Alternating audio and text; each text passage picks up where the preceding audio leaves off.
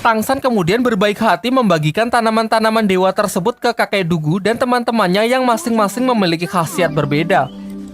Ia juga memberikan satu kepada Master Xiao yang bermanfaat untuk mengupgrade kekuatan Master Xiao sehingga ia bisa menyerap cincin roh ketiga dan seterusnya. Sedangkan sisanya diserahkan kepada Pak Kepala Akademi untuk dijual yang nantinya uangnya bisa digunakan untuk biaya pendaftaran mengikuti turnamen. Namun Master Xiao menyadari bahwa tanaman-tanaman itu bukanlah tanaman yang mudah didapat.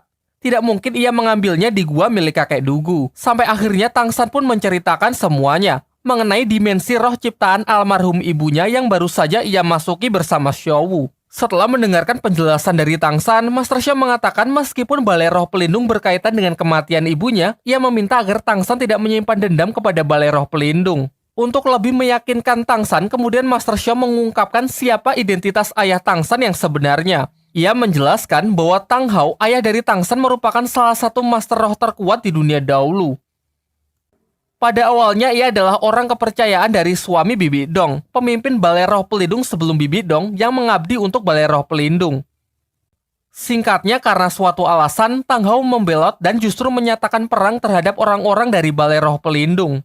Akibat perang yang terjadi, menewaskan pemimpin dari pihak balai roh pelindung sehingga Bibi Donglah yang maju menggantikan posisi yang kosong tersebut. Sedangkan Tang Hao, ayah dari Tangsan yang dicap sebagai pengkhianat kerajaan mulai saat itu dinyatakan sebagai buronan. Di malam harinya, kakek Dugu datang menemui Tangsan. Ia sangat senang karena racun di tubuh Duguyan kini sudah benar-benar hilang dan karena itulah ia berjanji untuk memberikan perlindungannya kepada Tangsan. Sementara itu, Ning Rongrong curhat kepada Suying mengenai roh pelindung miliknya yang telah bermutasi yang awalnya hanya pagoda 7 tingkat, sekarang menjadi 9 tingkat. Menurutnya keanehan ini terjadi setelah ia memakan tanaman dewa dari Tangsan. Namun ketika ia ingin pergi untuk menceritakan masalah ini kepada Xiaowu, ia malah diculik di tengah jalan. Penculikan Rongrong sontak membuat semuanya panik karena mereka sama sekali belum tahu siapa penculik tersebut. Tetapi sebelum teman-temannya sempat mengejar, mereka bertemu dengan Pak Kepala Akademi yang sudah terlebih dahulu melakukan pengejaran. Ia mendapatkan pesan kalau orang yang telah menculik Ning Rongrong adalah orang dari klannya sendiri. Karena itulah ia melarang semuanya agar jangan ikut campur karena kemungkinan ini adalah masalah internal klan mereka. Dan benar saja, Ning Rongrong diculik oleh seseorang yang ternyata adalah tetuanya sendiri dari klan Qibao. Ia kemudian dibawa menuju kantor kedutaan klan Qibao yang berada di kerajaan Tiando untuk menemui ayahnya yang merupakan pemimpin dari klan Qibao.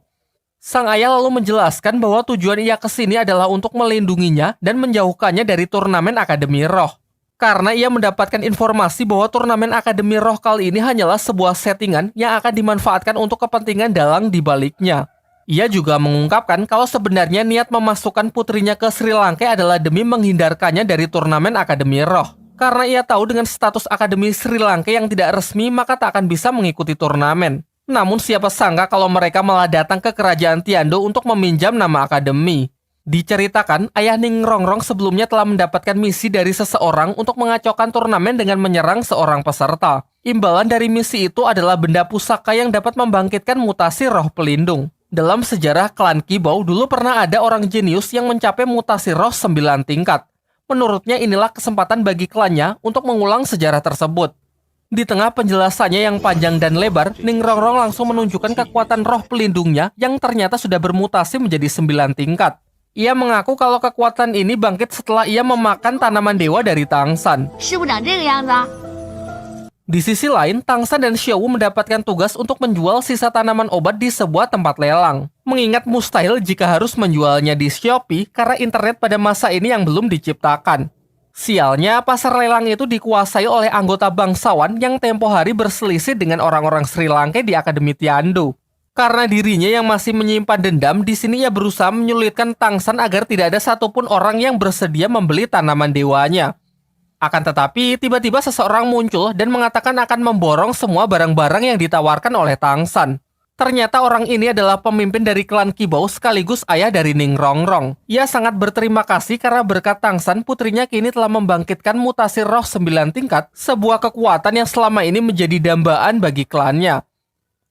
Di waktu yang bersamaan, Oishike yang merasa khawatir menerobos kantor kedutaan klan Qibao untuk mencari Ning Rongrong.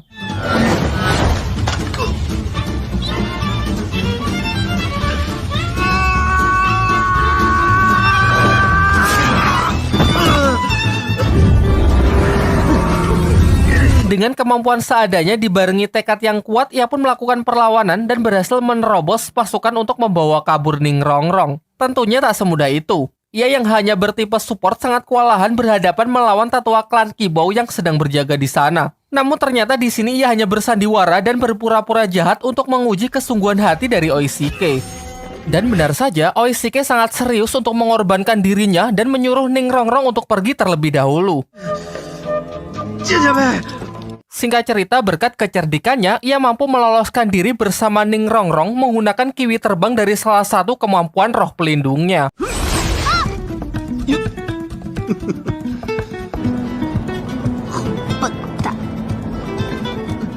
Sementara itu, pihak Tangsan yang sudah cukup mengumpulkan uang segera berlari untuk mendaftarkan diri mengikuti turnamen Akademi Roh. Pak Kepala Akademi pun berinisiatif untuk mengganti nama Akademi Lanba menjadi Akademi Sri Lanka. Setelah selesai mengurus administrasi, mereka semua pun pergi ke akademi dan di sanalah ia bertemu dengan Oishike yang juga baru kembali. Dengan bangganya ia menceritakan bahwa ia baru saja bertarung hebat dan berhasil menang melawan Master Roh demi menyelamatkan Ning Rongrong. Singkat cerita, berkat tanaman dewa dari Tangsan, seluruh siswa Akademi Sri Lanka kini siap untuk mengupgrade kekuatannya. Mereka pun bersama-sama pergi ke sebuah hutan yang tak jauh dari kerajaan Tiando untuk berburu siluman roh guna mempersiapkan diri untuk mengikuti turnamen. Di sana, Master Xiao membagi mereka menjadi dua tim. Dirinya, Erlong, Xiaowu, dan Tangsan pergi ke sebelah barat, sementara sisanya akan ikut Pak Kepala Akademi.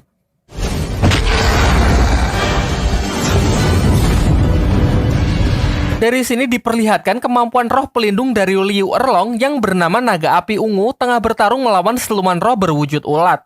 Ia menjelaskan kemampuan apinya ini sedikit berbeda dari milik Mang Houjun, karena menurutnya lebih kuat dan lebih tak terkontrol sehingga setiap kali selesai pertarungan, maka seluruh pakaiannya juga akan ikut terbakar. Diceritakan pernah ada kejadian kocak dulu saat masih satu tim dengan Master Xiao di segitiga besi emas. Kala itu selesai pertarungan, Liu Erlong langsung jatuh pingsan sebelum sempat mengganti pakaiannya. Master Xiao mengaku tidak ada pilihan lain karena waktu itu mereka cuma berdua. Sementara Pak Kepala Akademi sudah lebih dulu pergi mengejar musuh. Sehingga Master Xiao lah yang mau tidak mau harus menggantikan pakaiannya. Melanjutkan pencarian siluman yang cocok untuk Tangsan, mereka bertemu dengan siluman laba-laba yang dinilai usianya cocok untuk Tangsan. Diketahui karena sebelumnya Tangsan telah menyerap cincin roh siluman laba-laba juga, hal ini membuat siluman laba-laba lain seakan menyimpan dendam kepada Tangsan sehingga makhluk tersebut langsung mengincarnya. Akan tetapi pengejaran itu membawa mereka ke tempat siluman laba-laba penggali yang jauh lebih besar dengan usia puluhan ribu tahun. Dengan sangkar jaring laba-labanya, si laba-laba besar itu mengurung Erlong dan Master Xiao yang membuat mereka tak bisa membantu Tangsan. Sementara itu ternyata laba-laba yang kecil kembali dan berusaha membunuh Tangsan. Di sini kita ditunjukkan untuk pertama kalinya Tangsan dapat memanfaatkan kaki laba-laba yang keluar dari punggungnya untuk melakukan manuver serta serangan untuk membunuh laba-laba tersebut. Namun di saat ia lengah, ia nyaris dihabisi oleh laba-laba besar yang juga mengejarnya. Beruntung guru Erlong yang sudah terbebas datang dan berhasil melumpuhkan si laba-laba besar. Di sini Master Xiao menyarankan agar Tangsan menyerap cincin dari laba-laba yang lebih kecil. Namun setelah membunuhnya, Tangsan malah lebih tertarik dengan laba-laba yang lebih besar yang sudah dilumpuhkan oleh Liu Erlong. Tangsan lalu teringat kalau sebelumnya ibunya memberikan mata air yang bisa membantu dalam penyerapan cincin siluman di luar batas kemampuannya. Akhirnya dengan modal itu, ia pun memberanikan diri untuk tetap menyerap cincin roh siluman lebih dari 10.000 tahun tersebut. Setelah menyerap cincin roh berwarna hitam itu, diperlihatkan ia masuk ke dalam alam bawah sadarnya dengan dikelilingi mata air dewa warisan dari ibunya yang telah ia katakan sebelumnya. Di sisi lain, teman-temannya yang lain telah berhasil mendapatkan masing-masing cincin roh keempat, namun Mang Houjun dan Dai Mumbai masih belum sadarkan diri karena terlalu memaksakan diri untuk menyerap siluman yang mendekati batas mereka, sehingga proses adaptasi tubuh mereka menjadi lebih berat dan memakan waktu yang cukup lama. Singkat cerita, turnamen pertarungan antar Akademi Roh pun digelar. Terlihat di salah satu sudut arena, pihak Sri Lanka hanya menghadirkan 3 peserta yaitu Su Ying, Oishike, dan Ning Rongrong karena yang lain masih belum sadarkan diri dari proses penyerapan cincin roh siluman. Padahal berdasarkan jadwal yang telah dibuat, putaran pertama adalah pertandingan mereka melawan tim kedua dari Akademi Tiando. Sampai akhirnya karena wasit telah mengumumkan babak pertama akan segera dimulai, tim Sri Lanka tetap maju meskipun dengan anggota yang seadanya. Sementara itu di kursi bangsawan, orang yang dari kemarin ingin menjegal Sri Lanka kembali menggunakan cara kotor dengan berusaha menyogok wasit pertandingan. Namun ia mengurungkan niatnya karena ternyata wasit itu adalah orang dari Balai Roh Pelindung yang menjunjung tinggi sportivitas. Kali ini Oishike lah yang maju sebagai perwakilan pertama dari tim Sri Lanka sembari mengulur waktu untuk teman-temannya yang masih belum bisa datang. Babak kali ini adalah pertarungan 1 lawan 1, di mana perwakilan yang maju jika berhasil menang maka akan melawan perwakilan selanjutnya. Perwakilan akan dinyatakan kalah jika keluar arena, menyerah, dan tak sadarkan diri. Senjata apapun diperbolehkan dalam pertarungan, namun dilarang membunuh satu sama lain. Hasil akhir ditentukan dengan melihat tim mana yang anggotanya masih tersisa. Dengan kata lain, suatu tim yang telah kehabisan perwakilan untuk maju ke arena akan dinyatakan kalah. Setelah mendapatkan aba-aba dari wasit, pertarungan pun dimulai. Dengan sombong, perwakilan Tiandou mempersilahkan Oishike untuk menyerangnya terlebih dahulu. Oishike pun tak menyanyiakannya, mengandalkan sebuah tongkat yang telah ia modifikasi, ia menyebarkan kabut dingin untuk menghalangi jarak pandang dari lawannya. Loh, kok hilang? Setelah kabut menghilang, terlihat dirinya yang melayang di udara diselimuti es-es tipis efek dari kabut sebelumnya. Di awal, musuhnya mengira kalau Oishike ini hanyalah sebuah bayangan karena setelah ia serang, tak ada luka maupun respon. Namun ternyata ini adalah siasat dari Oishike. Setelah lawannya cukup dekat, ia segera mendorongnya keluar arena menggunakan tongkat sulapnya. Tongkat tersebut menyalurkan arus listrik yang cukup untuk membuat serangan kejutan. Setelah mendapatkan kemenangannya, perwakilan selanjutnya dari tim kedua Akademi Tiandou pun segera maju. Namun Oishike memutuskan untuk menyerah begitu saja karena pertandingan tadi benar-benar menguras tenaganya. Selepas pertandingan itu, ia baru mengungkapkan kalau ia telah menyadari efek orang kesetrum akan lebih menyakitkan jika targetnya dalam kondisi basah ketimbang kering. Untuk itulah kabut yang ia ciptakan selain untuk mengurangi jarak pandang lawannya, embunnya juga berguna untuk membasahinya. Sejauh ini masih belum ada tanda-tanda kehadiran dari Tangsan dan yang lainnya, sehingga Ning Rongrong pun maju menjadi perwakilan Sri Lanka berikutnya, melawan seorang petarung yang memiliki jenis roh hewan macan gurun.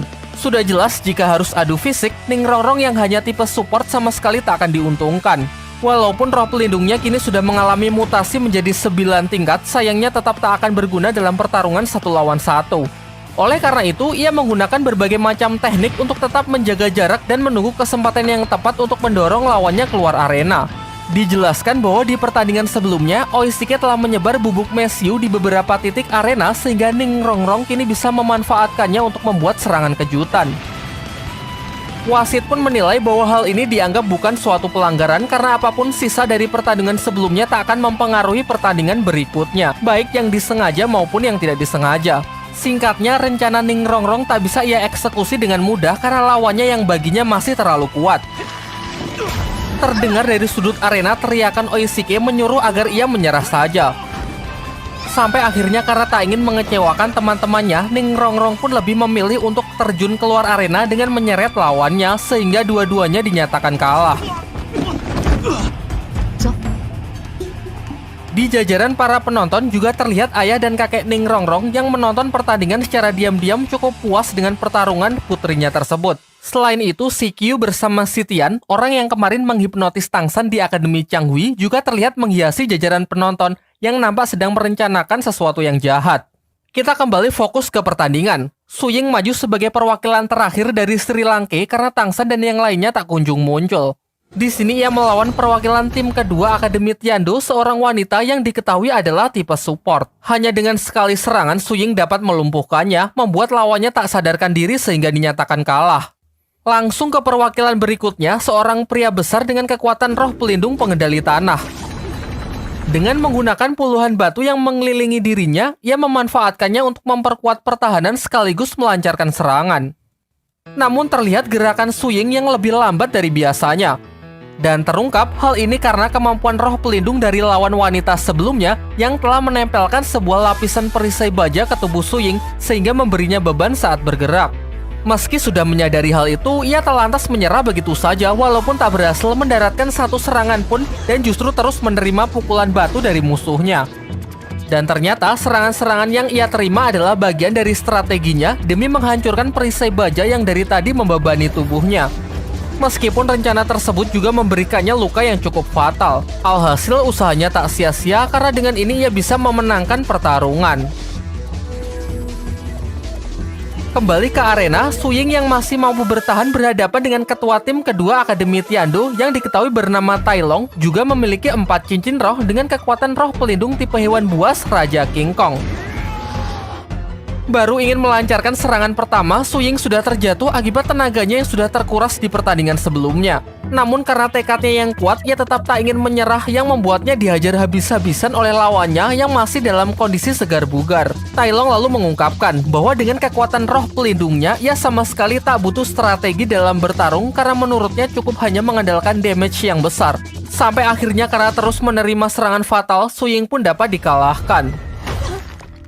Sementara itu, jauh di penginapan, Dai Mubai sudah terbangun dari tidur panjangnya. Di atas meja, ia melihat sebuah surat yang ditinggalkan Master Xiao yang mengatakan kalau pertandingan sudah dimulai dan mereka diperintahkan untuk segera menyusul setelah terbangun. Di sini sebenarnya Mang Hojun sudah bangun terlebih dahulu, namun ia tetap santai-santai saja karena ternyata ia tidak bisa membaca.